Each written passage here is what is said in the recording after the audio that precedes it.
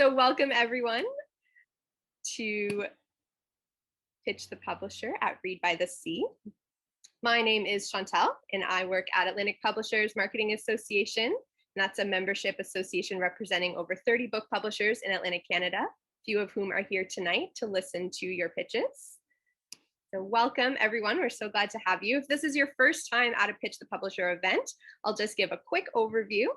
Pitch the Publisher offers authors a chance to pitch their book idea on the spot to a panel of publishers.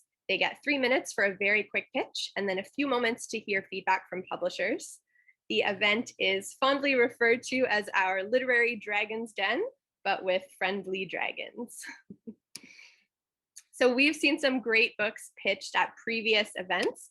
See if I can bring up a picture here of some recent books you might have heard of that were pitched at some of our Pitch the Publisher events over the last couple of years. One of them brand new, just hot off the press from Jane Doucette by Nimbus Publishing.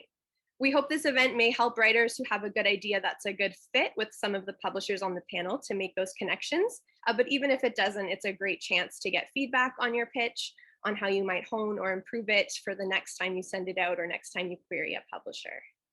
So normally we are in person in beautiful River John on a Saturday morning with a panel of publishers at the front of the room and the brave authors each going up to the mic for their 3 minutes. But due to COVID, of course, we are online. So thanks for joining us in our first foray into Zoom Pitch the Publisher. We're really excited. And one benefit to being on here is the option to pre-record the pitches. So the presentations tonight will be a mix of pre-recorded videos and live pitches. And as always, the publishers will have access to short submission packages from each author, as well if there's anything that they'd like to follow up on. So a couple Zoom housekeeping items. Please keep your mics muted when you're not speaking, and note that we are recording this for viewing during the Read by the Sea Festival online until July 9th. We have a panel of 5 publishers this year. Douglas from Boulandry Island Press in Cape Breton has unfortunately had a power outage this afternoon, and he will join us just as soon as his power is restored, if possible. And if not, he is preparing comments on everyone's digital submission packages and will watch this back and even possibly upload a video to add on with his comments. So hopefully we will see him shortly, and if not, he extends his apologies and will find his way to provide feedback in whatever way that he can. So we have a panel of 4 publishers and possibly Douglas if he's able to join us. So when the publishers respond, it may be a mix of different publishers just depending on whether the pitch fits within their publishing program, because we do have such a variety of genres and audiences being pitched tonight. So we're so happy to have Moose House Publications, Monster House Publishing, Chocolate River Publishing, and Penguin Random House here with us tonight. I am going to stop my screen share now and hand it over to the publishers to introduce themselves. So I will start with Paul at Monster House. Sure. I'm Paul McAllister, and I'm with Monster House Publishing out of Fredericton, New Brunswick. We focus currently exclusively on children's picture books. So there's a couple pitches in here, which we're quite looking forward to checking out. Thanks so much, Paul. And Andrew at Moose House. Hi, Andrew Wetmore. I'm the editorial staff at Moose House Publications. Sorry.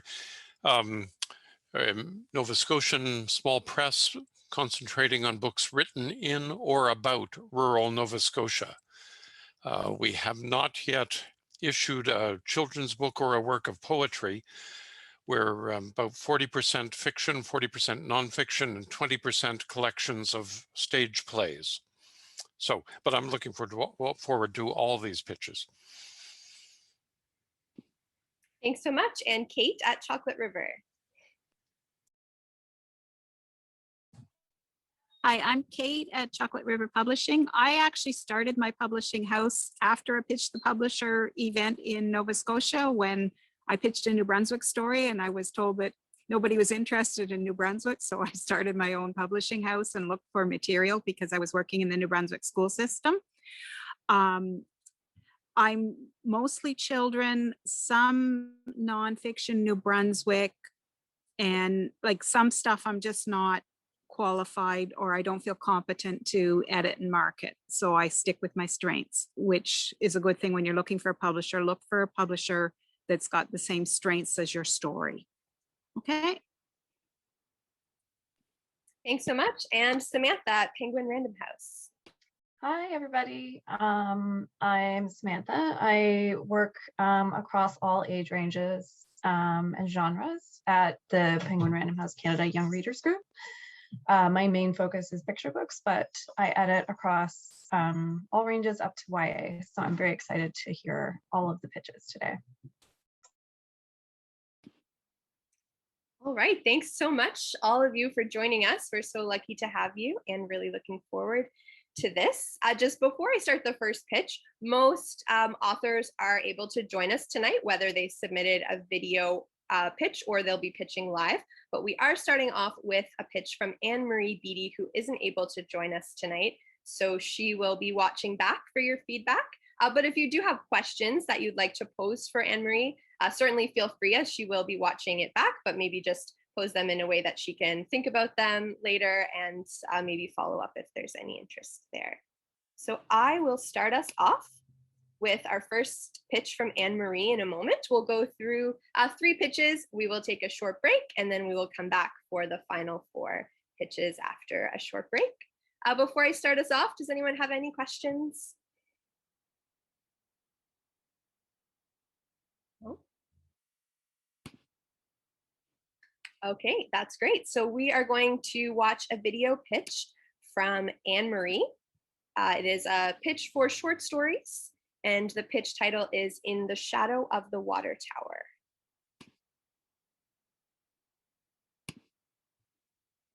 Hi, my name is Anne-Marie Beattie. Thank you for this opportunity to present my work. It is my pleasure to present my book, In the Vault, a collection of 15 short stories. The 3 main themes throughout my stories are the outdoors, booze, and secrecy. I'm a native of New Brunswick and was educated at UNB. Among my stories, the songwriter involves the theme of alcohol. A young man's dream of reaching Nashville is thwarted by his belligerent, boozy uncle. In the shadow of the water tower, a 7-year-old protagonist lives, unknown to the entire town, at the base of the CPR water tower.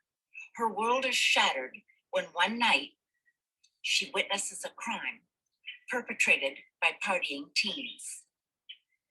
Living in Florida, as I did for 3 years, the background of Key West became the setting for 3 of my stories. Lucy, girl of the Everglades, in a setting of equatorial climate, crawling with swamp life. Lucy, the 14-year-old protagonist, struggles to maintain a secret known only to her puce. It's a Seminole term for grandmother.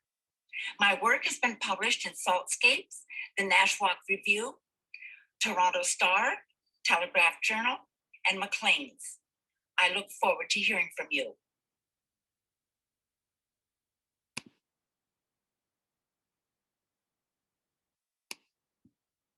Okay, could everyone hear that okay? Our first video, just want to make sure that worked all right. Why don't we start with you? Alrighty. I think this is going to be an interesting book.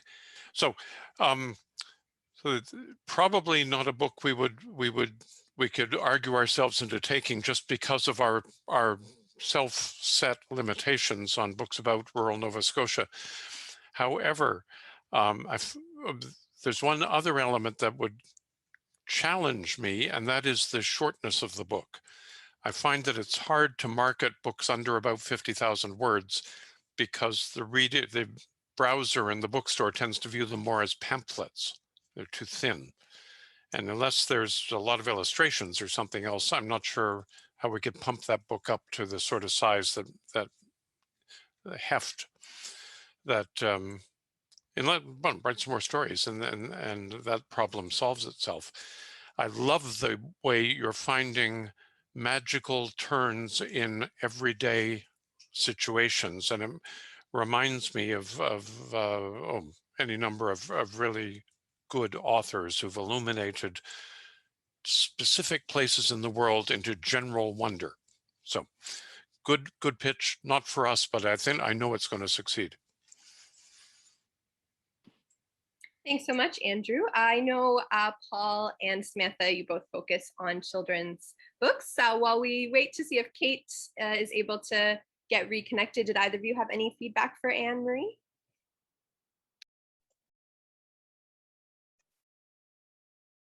I just, as a children's publisher, it sounds like the protagonists are younger, but the actual themes and stories seem like they're probably older, which would be tricky for us in the YA genre. And also short stories are kind of a tricky sell. But it does sound like a really interesting book from the adult side. And I think it's really nice that you sort of range from, you know, local to Florida and back. And it would be really interesting to see how you weave those different places together. Thanks so much, everyone. And thanks so much, Anne Marie, for submitting your pitch. And we will have this recorded for you to watch back, and Douglas's comments as well, because he does publish short fiction. So it's a shame that he had to have a power outage and had to miss this, but he'll definitely have some response for you, Anne Marie, after this event. So our next author is Ray Burns, who is pitching a children's story, and the title of his pitch is The Mad Martian. Hi, as Chantal just said, my name is Ray Burns. I want to thank you very much for this opportunity. When I say curiosity, ingenuity, perseverance, a lot of people think those are positive character traits, and they are. Other people may think that they are grand examples of space exploration, but not to Zork. To Zork, they're just litter and trash on his planet. And who is Zork? He's a Martian, and he's mad. And we all know what Martians do when they get mad. They invade Earth. We're not talking about a war of the worlds kind of invasion with Zork. He's much more easygoing than that. He's polite and friendly. He comes down to Earth and gently asks us to pick up all our trash. But we Earthlings say no and send him on his way. Poor old Zork goes back home and he cooks up a new plan with his cousins, Zark and Zerk. He decides to sue us to pick up all the trash. So he comes down to Earth, has a little trial, and he wins. So the judge orders us to send up a giant space garbage truck, I guess you could call it, to pick up all the trash. We clean it up, haul everything back here. The Martians are happy. They have a giant party. I really hear that Martians love parties. And that's my story in a nutshell. It's called The Mad Martian. It's about 1,000 words, and I see it as a story for children, say, between the ages of 4 and 8. It could be read maybe as just a fun little story, or even used as a teaching tool for environmental awareness and perhaps even space program. But those were just kind of happy accidents, I guess you could call. I just started out just to write a silly little story. My background as a writer is a journalist, a newspaper journalist, internet copywriter, and training materials editor and writer. So thank you very much. Thank you so much, Ray. Why don't we start off with Paul at Monster House? Quite enjoy the concept. It's definitely along the lines of what Monster House is looking for in a kid's book. We like them to be funny and silly, but with a good message behind it. So that kind of checks off all those boxes, and Aliens is a plus. With these books, you know, it's always very much about the voice behind it and kind of the pacing of it. And it seems like you have a lot of content in there to fit in for 1,000-word book. So I'd be curious to read the actual story and you know, see how the flow goes. So I'd love to take a closer look. Thank you. Samantha.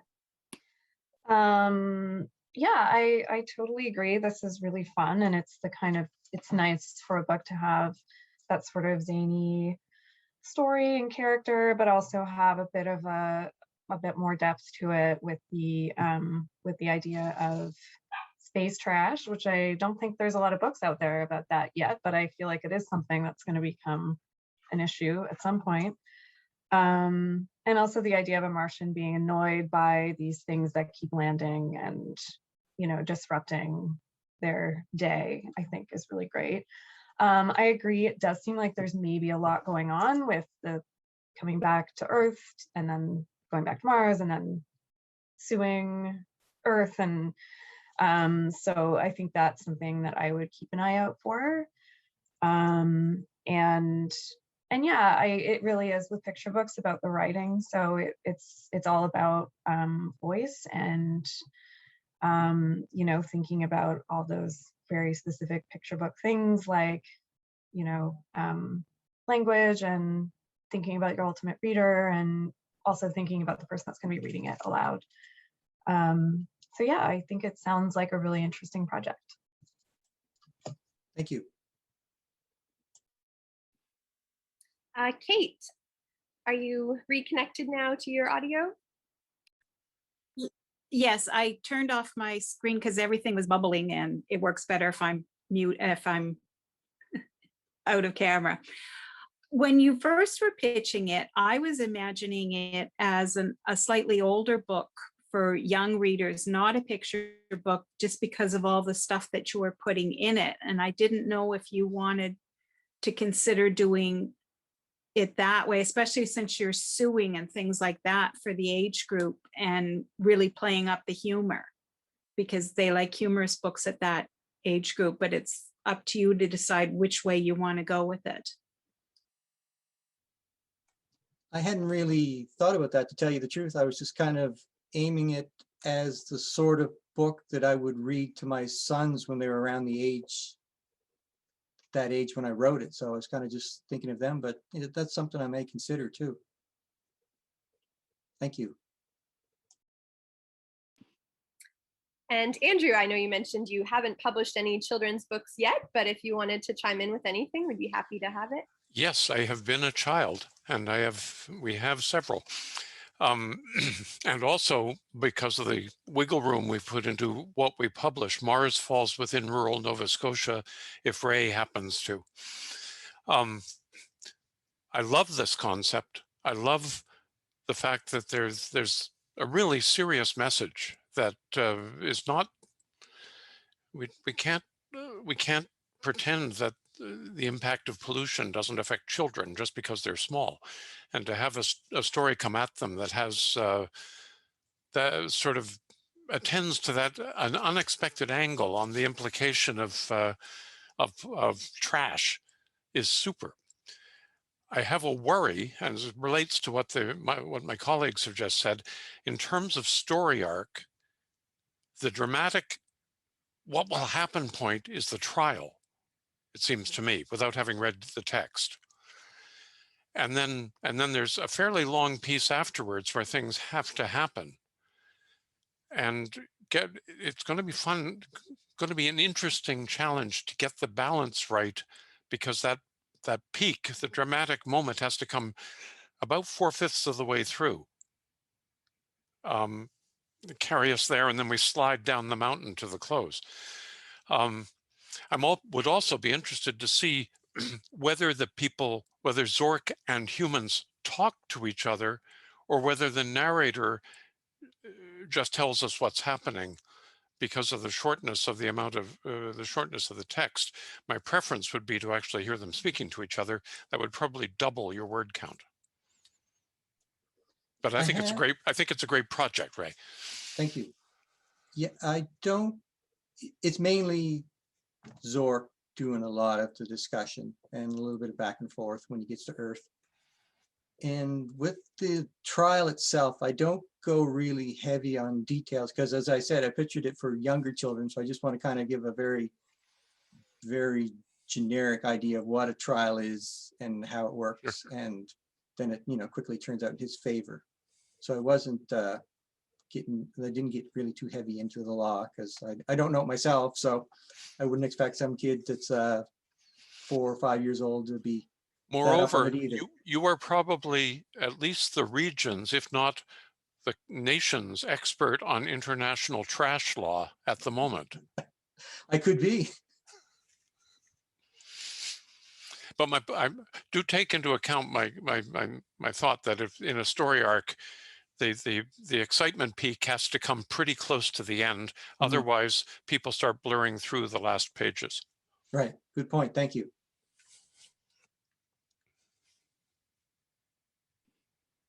Okay, thanks so much, everyone. We are going to have a video now from Mark Shoup. He is also here with us, so I will add him to the pinned screen so he can respond to any of your feedback after we watch. So this is The Wish Doctor.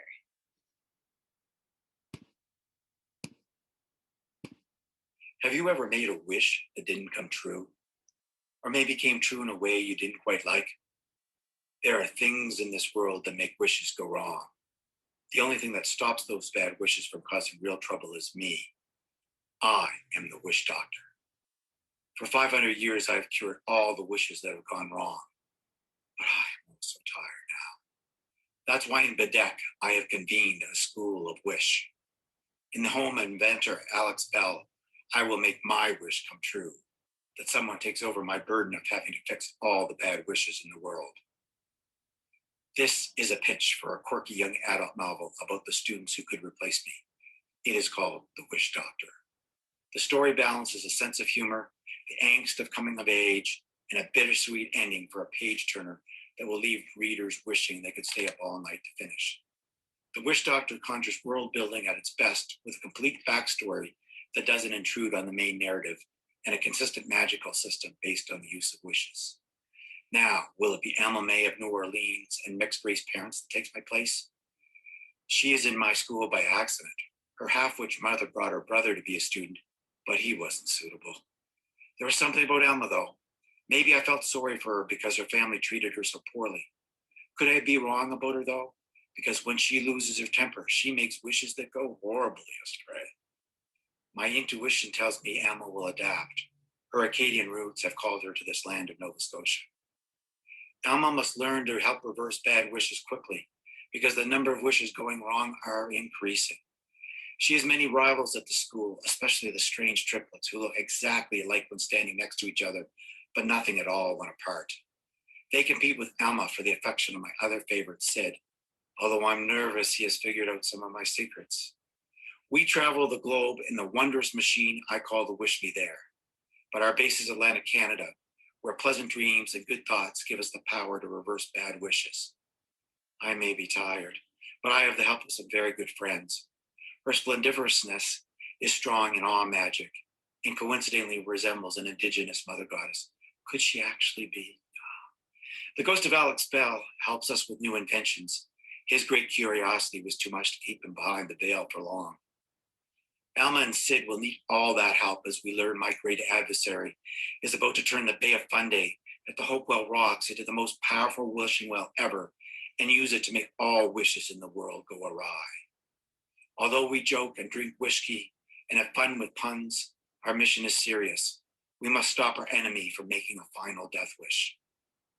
This novel will interest anyone who has ever made a wish and wondered why it hasn't come true, or anyone who has never wished to make the Maritimes their home, or anyone who loves a pun that can propel a story forward.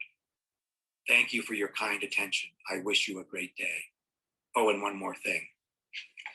Be careful what you wish for. Okay, thanks so much for that great video, Mark. Why don't we start off with Samantha this time? First of all, that was a great pitch. Very exciting, and it's nice to see that you're so engaged. I did have a question about so a wish going awry is that a bad wish or a good wish that just doesn't happen? Just curious about the magic. Yeah, it's typically a wish that it can be both, but it's typically a wish that goes wrong in a way. For instance, there's one scene where a girl wishes that she was like Anne of Green Gables, but her hair turns green like it does for Anne in the book. But that's the only thing that becomes like Anne. And there's a message there that in today's world, green hair would matter, except her mother would be prejudiced against somebody with green hair and would get her father into trouble. So that's the kind of wish that goes wrong. I see. And so the witch doctor and the potential replacements are trying to stop those wishes from going awry. Yes, and if something like in the case of the green hair, they go and work out how to reverse the wish and bring her back to normal. Gotcha. I think it's really imaginative, and I like the play on words with witch doctor. And you know, the detail about the triplets who look the same when they're together and different apart. There's some really great and really imaginative world building there. It does sound a little bit complicated, which with a YA novel, you have a lot of space to work out the details and to really build that world. So I don't think that's a huge worry, but you know, I would be careful about how wide you're kind of spreading the world, and you know, making sure that it still feels manageable for the reader to stay engaged and to understand the sort of rules of this world that you're building. I did pause when you said they drank whiskey, which is a bit iffy for YA. So I just No, it's whiskey. Oh, whiskey. Okay, never mind. And it's and young people can drink whiskey unlike whiskey. And in fact, young people can drink more whiskey than older people because their dreams and wishes haven't been, muted over time. So that where adults can drink more whiskey, young people can drink more whiskey. Gotcha. Well, I love how fully realized this world is, because any question I've had, you immediately had the answer. So yeah, it sounds really imaginative and fun, and it sounds right for the age range too. So I think it's a really interesting project. Okay, thank you. Kate, did you have any feedback for Mark? Yes, and I've had to turn my video off again because it's just, everything goes icky. I think it's great world building and a very good concept and a great pitch. The only thing I was concerned about is your point of view. Is it being told from the witch doctor's point of view? No, it's actually from Alma May's point of view. There is some framing devices with the witch doctor, but it's ultimately Alma May's story. And there's parallels in how the witch doctor became the witch doctor and how Alma May ultimately is going to take his place. Okay, great. So that it's told from the teen's point of view, because I'm not keen on books that are told from an adult point of view. Right, and the only other thing I'd be cautious with, because I'm assuming you are not from a First Nations. No, I'm not. You mentioned something that resembles somebody from a First Nation, so be very, very careful about cultural appropriation there. Yeah, no, I appreciate that. You don't want to do that at all. They want their story told by themselves, and they deserve that. Okay, but it sounds like a great concept, especially now that I know that it's told from the right point of view. Thank you. Turn it over to Paul at Monster House. Yeah, great concept, very, very engaging. I definitely want to find out what happens. It's not a fit for Monster House because we do focus on stories that are under 1,500 words max, and I see yours is considerably more than that. I did have something that popped into my head while you were kind of giving the pitch, was that it seems like it would be a good fit for graphic novel format. And I see that you're a big, in your bio, you're a big comic book owning geek by your definition, and I see the influence there. It seems like there's a lot of space for some really fantastical imagery throughout this that could translate well, whether you keep focusing on the book or whether you take a shift over to graphic novels. But that's just the one thing I noticed out of that. But other than that, it sounds like a really fun project. Okay, thank you. And Andrew? Well, I think Wishkey sells me. Um, this this sounds like a really good project. It reminds me, I'm trying to think of the name of the series. It's about a woman who travels back in time to fix characters in novels who have escaped from their books, to get them back into their books. And I think the main character is called Thursday Next or something like that. Anyway, it is a book I can barely stand to listen to because it is so wall-to-wall puns.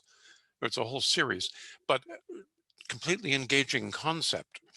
I think this complex of a world is wasted on a single book, I would submit.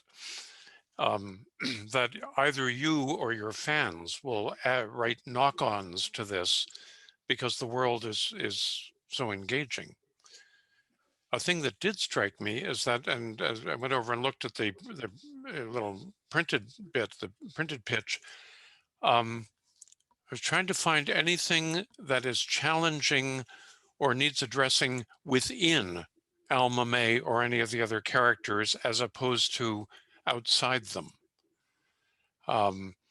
So I don't know what the growth opportunities are for Alma May, what her own internal conflicts are that might lead her to make the wrong choice at the wrong moment, sort of thing. Yeah. And so there's a whole element in the spectrum of challenges of coming of age that seems to be missing, but maybe it's just missing in the pitch. I'm just not seeing. Yeah, I try to focus on the story. Yeah, it's actually really based on my niece, and she's actually helped me work through the story. It's a very shy girl whose the parents had focused on the brother. They wanted the brother to come to the school of Wish. They're very disappointed that they won't accept him, and very upset when they accept Alma May. And she normally wouldn't take this, but she's so fed up with the way the family's treating her and looking after her brother that she joins the school. Then she realizes she's way in over her head. And then when the triplets start to pick on her, she loses her temper and makes these wishes that cause all kinds of great trouble. And she's going to lose her place in the school if she doesn't learn how to control how she's making those wishes. There we go. So now I see this story outline as you've given it to us is 3 parts, about 140,000 words so far, with much more to come. This is going to keep you busy for a long time. Well, I tell you, I've started working the sequel is called The Wishing Hour. See, I knew there was a sequel. This is super. This is a book that Moose House would love to see or to take a look at. It's the sort of thing that's it's laughable and serious and addresses kids who are also laughable and serious. You're going to have a lot of fun with this. Okay, thank you. Thank you very much. Thanks so much, everyone. Lindsay Harrington is our next pitch. She is on the road, but she was able to join us for her pitch. So she is, I'll just pin her to the screen here so she can respond to any of your feedback or questions. But I am going to play her video pitch right now. So let's get started. Hi. My name is Lindsay Harrington, and I am the author of the unpublished manuscript Uncoupling, a short story collection about breakups that I wrote during my first year of marriage. I think being so happy in a functional relationship got me thinking about all the ways relationships get off track, sputter out, or come to a screeching halt. And I was very interested in exploring that through my writing. While Uncoupling is a fictional collection, I did draw some inspiration from real life. As such, I'd like to send a special shout out to all my exes. Thanks, guys. But this collection isn't only about romantic breakups. Some of the characters are breaking up with friends, versions of themselves, or some other person, place, or thing. People will want to read my book because breaking up is a universal experience. Plus, we're all morbidly fascinated by people in unhappy situations. And if I do say so myself, It's beautifully written. And don't just take my word for it. Here's what two famous award-winning writers and a bunch of random people from the internet have said.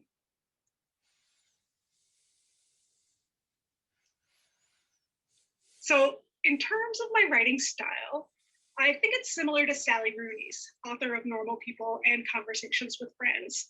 It can be quite poetic in its descriptions, and it's also not afraid to tackle uncomfortable subjects and situations. Here is an excerpt from my published story, Tea Time, to give you a feel for my writing. Once she got distracted when her sister Violet was visiting and gave Richard a cup of tea, lukewarm and pale with milk. He sent it back. What does he think this is, a restaurant? Violet murmured. Her sister always questioned Richard and their marriage. Why can't you have your own tea bag, Hazel? She hissed when Hazel scooped Richard's out of his mug and put it into a second cup for herself. Her sister didn't understand. He didn't make her reuse the tea bag. Sharing with him was all she ever wanted. Now that he's gone, Hazel boils the kettle over and over, but rarely drinks the tea. Enjoying it doesn't feel right, although making it does. The spent tea bags, tawny and crumpled, lay to waste along the counter, little offerings to the dead. If you'd like to hear more of my story Tea Time or read it yourself, you can click on this link. I'd like to conclude by saying thank you so much for the opportunity. I really look forward to your feedback, and I hope to work with one of you in publishing my manuscript, Uncoupling. Thank you so much.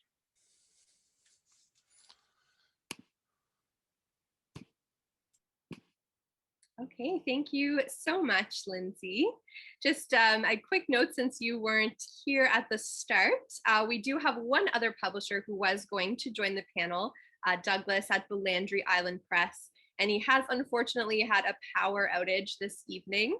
So he has seen the digital package and he's preparing comments, and he will watch this back and have some additional comments that we might upload to the end of the video for you as well. So that's why you're not seeing him here, but he's definitely still going to respond in whatever way that he can. But for the publishers on the panel that we do have here, why don't we start with Andrew at Moose House? Hi. This sounds very interesting. I guess it reveals my age to say that strikes me a lot of Alice Munro. Or even, to go make myself even older, Barbara Pym. Yeah, now you'll have to look her up, P-Y-M. I think this is a great thing to explore. I have a few questions. One is quite practical. Length of the manuscript. Yeah, I've got about, I think it's 15 short stories completed, and they range in length, with the average being about 2,000 words. Okay, so that's 35,000, somewhere in there, which before you, earlier in this conversation, I was saying we find that hard to sell a thin book, because browsers tend to think of it as how can they charge this much for that few pages? So we'd have to look more. Yeah, well, there we go. Write more. Second thing that strikes me is are these stories universally woman's point of view, and are they universally heterosexual woman's point of view? No, they really vary. So a lot of times I'll tell both stories of the breakup. So I'll tell it from the male's perspective and the female's, or there are a couple of stories as well that have same-sex couples. So I do have some of those. And sometimes the kind of uncoupling is about them uncoupling. One of the stories is about an uncoupling of a person with his family because his family didn't accept his sexual orientation. Okay. And then another one, the characters just happen to be lesbians, but that's not really what the story's about. Super. This is certainly a book Moose House would like to look at. It has all sorts of possibilities of finding spectrum of audience that we often try to aim at. And your poetic approach to language cannot but help. So thank you. That sounds like a very interesting project. It's so lovely to hear. Thank you so much. Thanks, Andrew. And yeah, Douglas is also the publisher on the panel who could definitely speak to the short story side of things, but we do have our other publishers on the panel are more focused on kids and YA. But if anyone does have any feedback in general about Lindsay's pitch or anything that you'd like to chime in with, we'd be happy to hear it.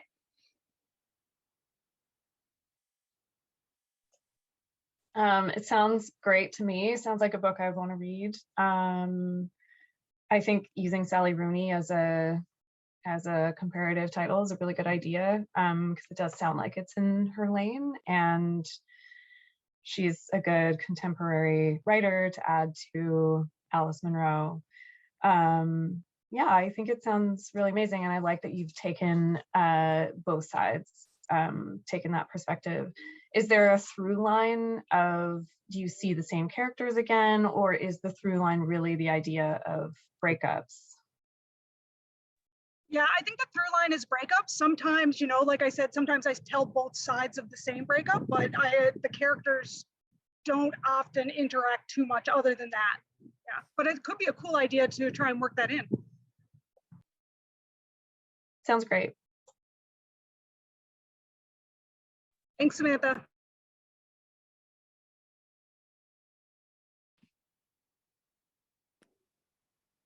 All right, thank you, Samantha and Andrew, and thank you, Lindsay. And we will have comments from Douglas for you as well after this, Lindsay. And as always, we will pass on the full digital submission with your contact information and everything to all of the publishers on the panel. And thanks for taking the time out of your drive to join us, and safe travels on the rest of your way home. Thanks so much for the opportunity, Chantal. Good luck with the rest of the festival.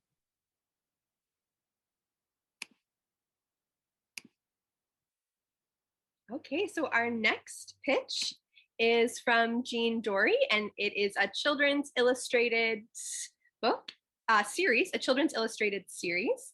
And the title of the pitch is Nicky Noodle and Friends. I'm Jean Dory. Thank you for the opportunity to pitch my book. In my case, it's a series of rhyming children's picture books. Lots of people have ideas for children's books, so what makes me different?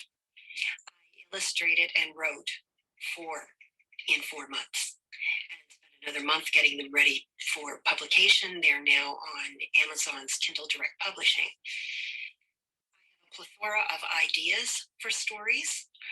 2 are written, 1 is partially illustrated. I need support in marketing them. They're not doing anybody any good sitting on Amazon servers. I want children to be reading and enjoying them. The series centers around a very smart, engaging, funny little Siamese cat named Nicky. And he has lots of friends, both animal and human. They have adventures together that are designed to amuse children and not totally bore the adults that are reading them. They teach children a little bit about how to look after their pets and how to communicate with them. The anthropomorphization of the animals enables them to tell their stories to one another, and the richly colored graphic content helps to carry the stories along. The books have little lessons that encourage kindness to people and animals and tolerance.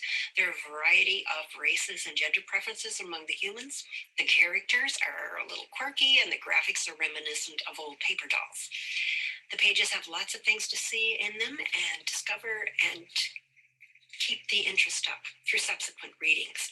The books are roughly 40 pages long, 1,000 words, formatted properly for print with an appropriate vocabulary for the age groups, with a little bit of extra added for vocabulary building.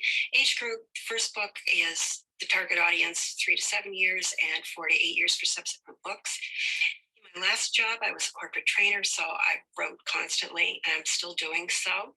The children's books give me an outlet for that writing and for some graphic work, and a chance to share my love of my pets, both past and present, with a new generation of children. So I'm hoping that you'll help me do that. Books are, there is a mouse in my house, in which a mouse is humanely removed from the house. Nikki is brought in to make sure that the mouse stays gone. There's a Flea on Me, in which Nick and Nigel the greyhound from the household both have fleas and need help to get rid of them. It includes a trip to the vet. Lou, I Love You. In this one, Nick wins Best in Show at a cat show and wins in life when Abby, the little girl Siamese cat he met at the show, comes to join their household. And the fourth one is You Can't Fall Off the Magic Broom, in which we have a happy Halloween story with good witches and warlocks, black cats, a magic broom that you can't fall off, no cavity candy apples fun, and fireworks. The next book in the series will be Nikki's Neighborhood, where Nikki and Nigel introduce Abby to all the other pets in the neighborhood. So I'm hoping that soon we will have a business relationship, and I want to thank you for your time and consideration. Goodbye.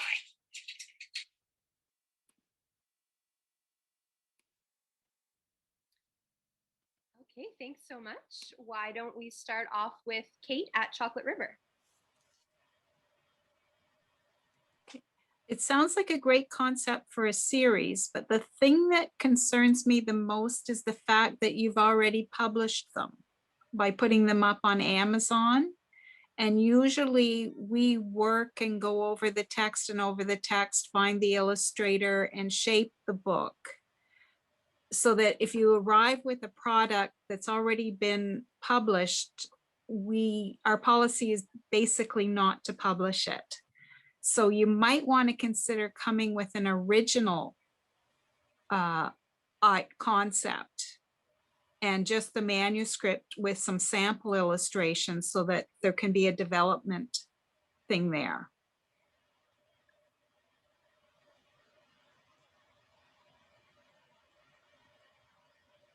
Thanks, Kate. Samantha? That was a question I had as well, maybe from a different perspective, which is I'm curious to know where you see the editorial relationship happening. I understand from what you're saying that it's a little bit more that you are looking for the support in sales and marketing, but for us to take on a book, that's what we bring to the table as a publisher, is that editorial relationship. I was also curious about the age range. You said one book is 3 to 7, and then it progresses to 4 to 8. I'm not sure if I heard that right. But I think for a series like this, you'd want to stay in one age range and make sure that the books work for the same audience across all of the books. It's pretty rare for a book series to jump from one age range to the next. Hopefully I got that right. I like the idea of a book that teaches children about animal care, especially since over the last 1.5 years, I think there are a lot of new pets since COVID. So I think that is a nice angle for right now.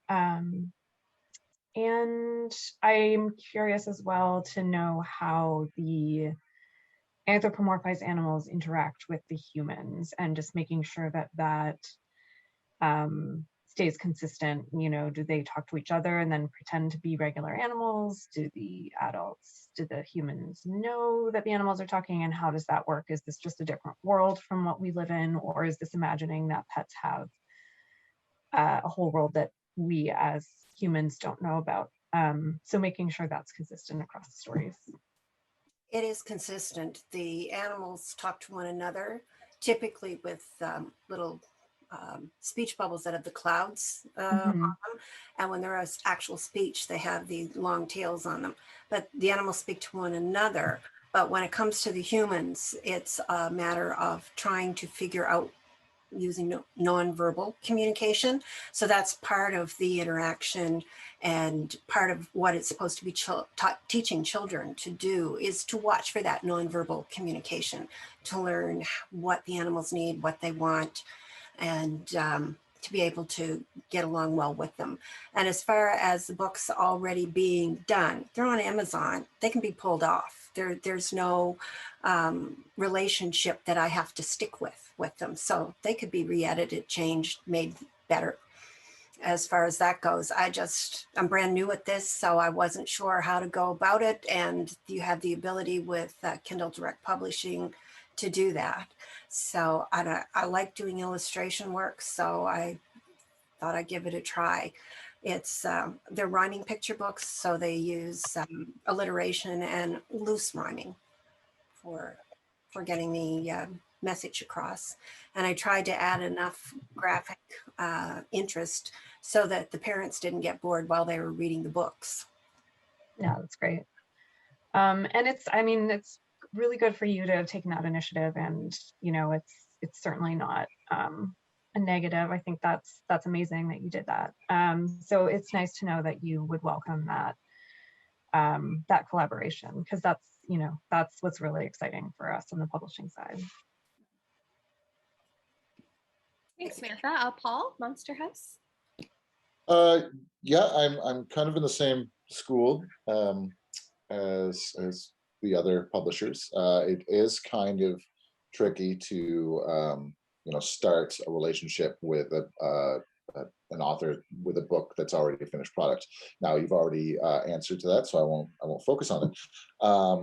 What I am interested is from what I've seen of your illustrations, they really are eye-catching and lovely. Are you interested in also working just because we're just a picture book company. We do picture books under 1,500 words, and we're always looking for new artists as well. So is that something that you're interested in, like using your illustrations to illustrate other authors' books?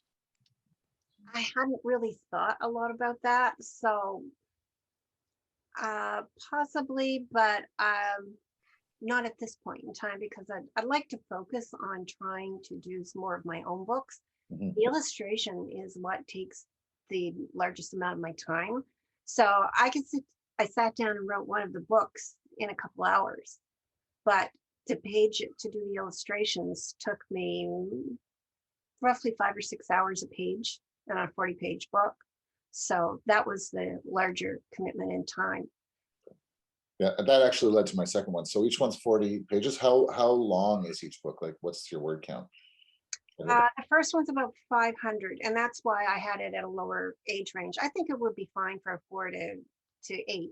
I wrote it for my grandson because he was 4 at the time, and I was looking for something to talk to him about. So then he wanted pictures in it, so I did the illustration, and then he wanted it printed, so we went to Staples and got it printed. And that's what started the whole thing. So then when the idea was in my head, and then new lines kept falling out, so I started making notes, and the first thing I knew, I had another book. So I went back to the computer and started working on Photoshop to illustrate that as well. And that led to a third and a fourth, and now there's probably a half a dozen of them in the wings that they're only partly done, and one's only got about a half a dozen pages illustrated. So there's still lots that can be developed from this. But as far as the word count, the last one I think was 1,200. It's the largest one, and part of the reason for the higher word count on it is to try to get the words to rhyme. You need a few more words to keep the rhyming pattern appropriate, and so that the sound is good, because I'm looking for that word music to draw the children in. Yeah, and the rhyming is we're a big fan of rhyming stories that, like you said, it gives it a musical quality. So that being said, I don't know, am I allowed to mention other publishers in this, or are we just supposed to? Okay, so there's a publisher in Nova Scotia, Glen Margaret Publishing, and they work exclusively with self-published authors. And that might be a really good opportunity for you, especially if you're really, set on keeping the vision that you have, because that's going to be what you're going to come up with pitching to most publishers, is that they rarely look at finished products. They want to see the text, or they want to see the illustrations, and they don't, they want to have a certain creative input there. But Glen Margaret, they work with, it looks like it's a really great story, and they definitely work with self-published and help kind of on that kind of side of things. So it would be worth reaching out to them as well. Okay, and I do have more stories. So if Great. anybody was interested in this series, then there could be collaboration on the others as well. So Yeah, it seems like you have a whole library here, potential. So yeah, it's great. thank you. Thanks so much, Paul. Andrew, we do have 30 more seconds if you did have a quick response you wanted to chime in with. My colleagues have put their finger on one of the big challenges that we haven't resolved yet, and that's how to pay the artist for a children's book. And what you just said in terms of how quick it is to write and then 600,000 years to illustrate is what our experience is. So Moose House hasn't brought out a children's book yet. It probably wouldn't fall for us. I think this having a library like this, that kids, if they fall for one of the books, they'll fall for the others, like Robert Munch, it's really good. I think you're going to succeed and find your publisher. Thank you. Thanks so much, everyone. We are going to have a live pitch now from Janet, I believe. Hi, Janet. Hi. Hello, everyone at this year's Read by the Sea Festival. This is actually my first time attending and my first time pitching to a panel of publishers. My name is Janet Kiddo, and I'm pitching Below the Flame. This is a novel that digs into family life on a fictional island in Canada. You'll recognize the setting. There's rugged shorelines, sandy beaches, and there is always stormy weather. Ronnie works the night shift at Bay Groceries, and Mrs. Sanford, one of the older shoppers at the store, tells her about her uncle's death. Thomas died when he was a child, before Ronnie's mother, Patricia, was born. It's this discovery and the details about his death that push Ronnie to make a different life for herself. Ronnie lives with her mother, her brother, his girlfriend, and Denver, a 9-year-old who wants Ronnie to adopt him. She has no control over the chaos in the house. She manages to unlock the secret of her mother's room and the family's past, but then a fire destroys the house. Her mother is the only one who calls her Veronica. Patricia has never lived anywhere else, and she's never let anything go. With an anniversary party being planned for her parents, Alden and Maureen, Patricia expects her daughter to clean up the mess that 3 generations of this family have made in that house and in their lives. Then Ronnie is asked to step back and stop caring for Denver. His alcoholic mother wants to try and give him what he needs. There is nothing left for the family when the flame burns everything clean. Denver is taken into foster care. He's given a chance to have a different life. Now that he has his freedom, the family finds a reason to celebrate, and Ronnie chooses a future for herself. And that's Below the Flame. I'd love to hear your feedback, and thank you for letting me pitch. Thanks so much, Janet. Why don't we start with Andrew at Moose House? That is, that's an interesting storyline, and I think a lot depends on that, the way you tell that story, whether it is telling about or within the voices of the characters, whether we have unreliable narrators telling different parts of the story. I can see a number of ways you could go, and of course I don't know what you've done. I'm speaking from some editorial experience, where a couple of books I'm writing on have really interesting story concepts, but every single encounter is written in third person oblique, the sort of the authorial voice. John told Jane all about the secrets that he'd been withholding from Anna, more like a summary than an actual story. And so a lot of the success of such a book, which involves a lot of unfolding of what happened, of pastness, of discovering and reimagining, is going to depend on how well the characters' voices ring in the reader's ears. This is a book Moose House would like to see. I would love to see what you're doing with it. Didn't ask you, it doesn't say in what I scanned just now in the print, how long is this manuscript? It's about 53,000 words. That's the door sill for us, is around 50,000. And then we rigorously torture a manuscript and it ends up being 54 or 57,000 because we let the author play a little further. Yes, I'd be interested in seeing this and seeing how much light you can bring into the dark story. Great, thank you. Thanks, Andrew. And for the novel pitches, it would be great to have Douglas from Boulandry here in person, but he'll definitely have some feedback for you after the fact. Any of the children's publishers on the line? I know it's probably not something you'd reply to about publishing, but any general feedback for Janet? Just the one note. I love the title. Below the Flame it's very, very eye-catching. Other than that, it's not really, it's quite far away. But I just wanted to add that because you've really nailed it there. And I would just say I really like the visual metaphor of the 3 generations of mess in the house, and then the messy lives that correspond with that. I really love that, and the idea of the flame burning that clean and allowing them to have that that fresh start is really evocative. That's really evocative imagery, and I really like that. And I just wanted to say it's something I'd probably want to read. I just don't have anything else like that in my lineup, so I wouldn't take it on because I couldn't do it justice. Thanks so much, everyone. And yeah, we'll make sure that you get the comments from Douglas at Boulandry as well, Janet. So our last scheduled pitch of the night is from Crystal Dobson, a YA pitch, Shadows in the Darkness. And that one is also going to be live. I'm just going to pin you here to the screen, Crystal. All right, take it away. Hi, how are you? Can you hear me okay? Okay, perfect. This is my first time doing this. I'm aiming a little bit more into the fiction. What I tend to write, I've been writing for years just for myself. This is the first time actually putting it out there for someone to read. I'll start off by letting you know a little bit about it.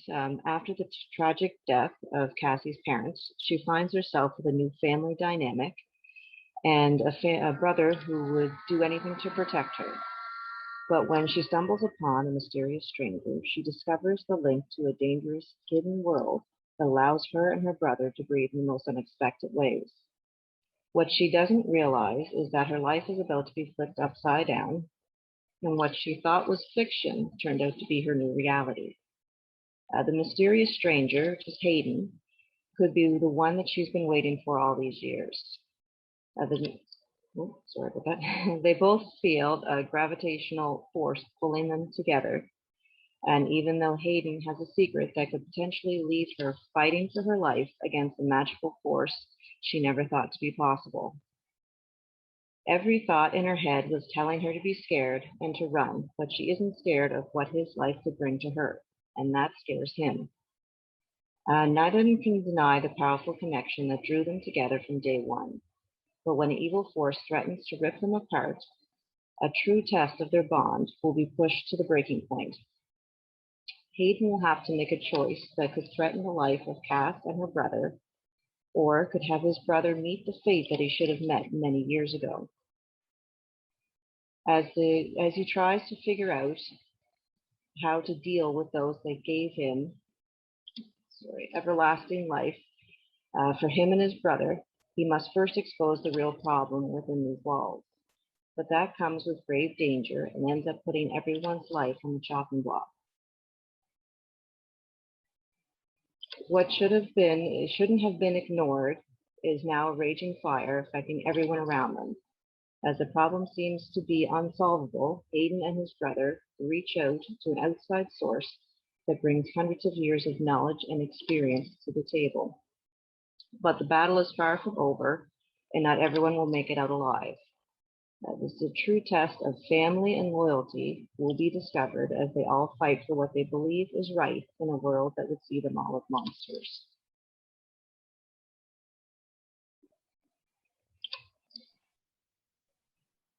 Thanks so much, Crystal. why don't we start it off with Samantha from Penguin Random House. Hi, Crystal. Hi. Thank you for that very interesting pitch. I do have some questions. So who is the main character here? For the most part, it's Cass, but it's kind of Cass and Hayden both tend to take out the main role. And Hayden, is Hayden the mysterious stranger that she meets? Yes. Okay. So one thing I would wonder about is, you know, a point of view shift is making sure that when you are shifting between those point of views, it's very deliberate. And so there isn't that sort of kind of hopping from one character to another, you know, making sure that either through time breaks or through chapters or through some other sort of sign, you know, when you're switching from one character to another, because it can get very confusing when you're suddenly seeing something from a perspective you haven't seen from before. And I would almost wonder if focusing on Cass and not really having Hayden's point of view might work here to simplify the story, but also to really bring readers in and give them a character to really grab onto and identify with. But even if you are shifting between the two characters, yeah, just making sure you're being careful to let the readers know that's happening. And I did wonder too, so the brother is kind of very present in the beginning of your pitch, but then we kind of lose that character. I don't know, that could just be a function of the pitch, but I'm curious to know if the brother kind of stays as a main character, or do we sort of focus more on the relationship between the main character and Hayden? The brother stays in it pretty much very, very prominent all the way through. It's just for the pitch, I just kind of tried to see what I could add in without giving everything away. Yeah, I totally get that, and that's good. I really think it would be great to have that, to keep that character as sort of a motivation and an important character for the main character. It sounds really interesting. I like the idea of a romance. I think that's always proves very popular in YA. And yeah, I'm curious to read more. Thank you. Thanks, Samantha. Kate?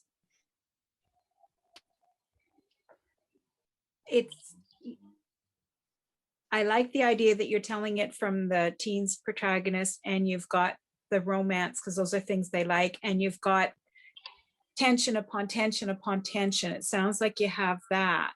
I'd have to see the writing and everything to see how it's done, but it sounds like a very interesting book, and you've got a lot of stuff that you've thought out.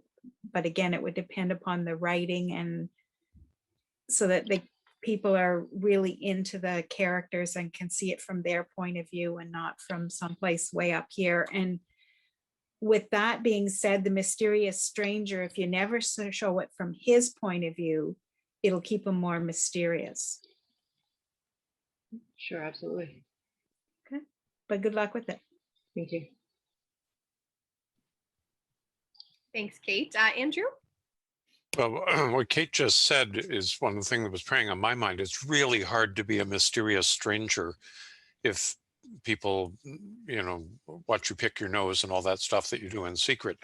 And if you're the narrator, that's basically of any part, you're unless you speak in riddles all the time, if you're a truly, truly unreliable, seductive narrator, which is a really hard gig,